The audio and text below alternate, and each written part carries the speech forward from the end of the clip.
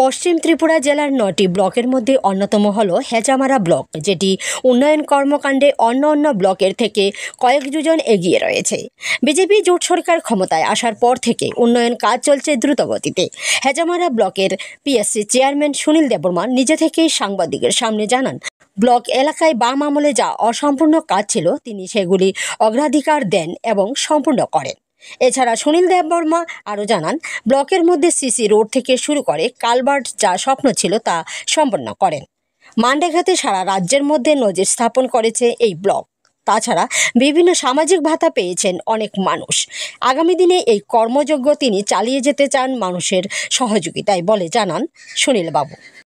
Sir, প্রথমে আমি আজ ত্রিপুরা নিউজ চ্যানেলের পক্ষ থেকে আপনাকে অসংখ্য ধন্যবাদ জানাচ্ছি। আপনি হেজামারা আরডি ব্লকের চেয়ারম্যান পদে কবে নিযুক্ত হয়েছিলেন? নমস্কার, আপনাদেরকে স্বাগত। আপনারা আজকে আমার ব্লকে এসেছেন।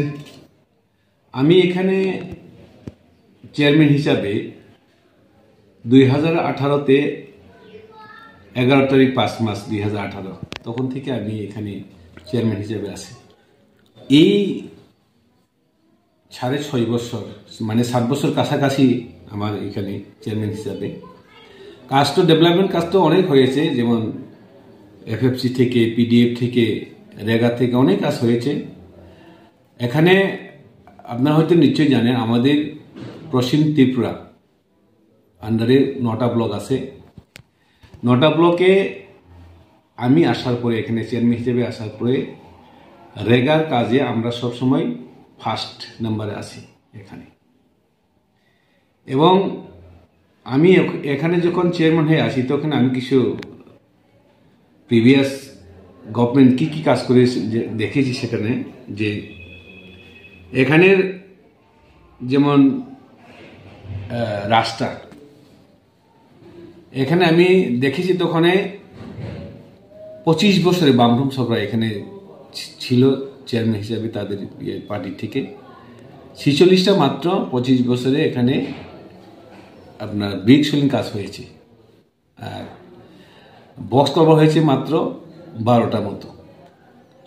এখান থেকে আমি এসে 2018 থেকে আমি এখানে এসে আজ অবধি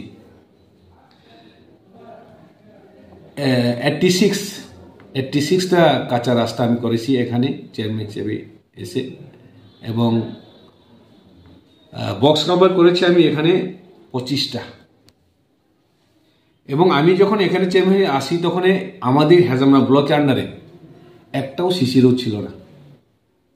আমি আসার পরে এখানে আমি 5টা অলরেডি হয়ে গেছে আমার সিসি রোড, আরও 3টা একদম বড় ধরনের 3টা সিসি রোড এখনো কাজ চলছে। আপনার ছোটো মোটো ডেভেলপমেন্ট কাজ যেগুলো তো হচ্ছেই, তার মধ্যে এখানে আমাদের হেজামারাতে একটা পিএসসি সেন্টার আছে। ওটা আগে সপ্তাহে একদিন খোলা হতো।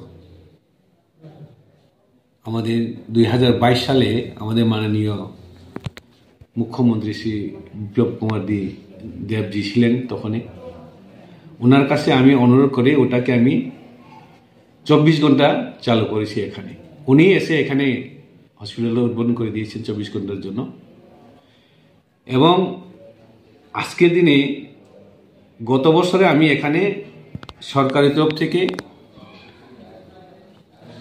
500 জনের ওল্ড পেনশন হিসাবে আমরা পেয়েছি। আমাদের মাননীয় বর্তমানে মুখ্যমন্ত্রী শ্রী মানিক শাহ মহোদয়ের কাছ থেকে আমরা এটা পেয়েছি। ওনাকেও আমরা কৃতজ্ঞ জানাই আমি আমার তরফ থেকে, কারণ এতজনকে আমাদের এখানে ওল্ড পেনশন এবং যারা অন্যদের ঘরে কাজ করে, যাকে আমরা গৃহ সহায়িকা বলি, ওদেরকেও আমরা পেনশন হিসেবে দিতে সুযোগ পেয়েছি আমাদের মাননীয় মুখ্যমন্ত্রী, বর্তমানে যিনি মুখ্যমন্ত্রী, ওনার আশীর্বাদে। এবং ছোটো মোটো যেগুলি কাজ এটা তো হচ্ছেই। এখানে তোমার ছোটো ছোটো যেগুলি পুকুর খনন বলুন, পুকুর রিপেয়ার বলুন, মানুষের ক্ষেত ভেঙে যাওয়া, রাস্তা ভেঙে যাওয়া, মেনটেনেন্স, এগুলি তো প্রচুর হচ্ছে এখানে। মানে এই সরকার আসার পরে আমরা হেজামারা ব্লককে মানে খুব সুন্দরভাবে কাজ করে আরো ডেভেলপ করার জন্য আমরা সুযোগ পেয়েছি এবং আমাদের আশা সরকারের কাছেও আমরা আশা রাখি এবং আমাদেরও বিশ্বাস যে আগামী দিনে আমরা এখানে আরো ডেভেলপ করতে পারবো এই সরকারের মাধ্যমে। তো আগামী দিনেও আপনাদের বিভিন্ন উন্নয়নমূলক কর্মসূচি হাতে নেওয়া আছে। হ্যাঁ, এই ব্যাপারে কিছু প্রচুর কাজ আছে আমাদের যেগুলি এখনো কাজ তো বহু ডেভেলপমেন্টের জন্য তো কোনো সীমাবদ্ধ নেই, ডেভেলপমেন্ট তো চলতেই থাকে এবং দিন পরিবর্তন হচ্ছে, মানুষ বাড়ছে, ডেভেলপ তো চলবে, এভাবেই চলতে থাকবে। এবং আমি কৃতজ্ঞ আমাদের সরকারের কাছে, আমাদের মাননীয় মুখ্যমন্ত্রীর কাছে যে ওনার যে ভালো কাজ আমাদেরকে যে নির্দেশ দেয় তার ইয়েতে আমরা কাজ করে যাচ্ছি। ধন্যবাদ আপনাকে স্যার, অসংখ্য ধন্যবাদ।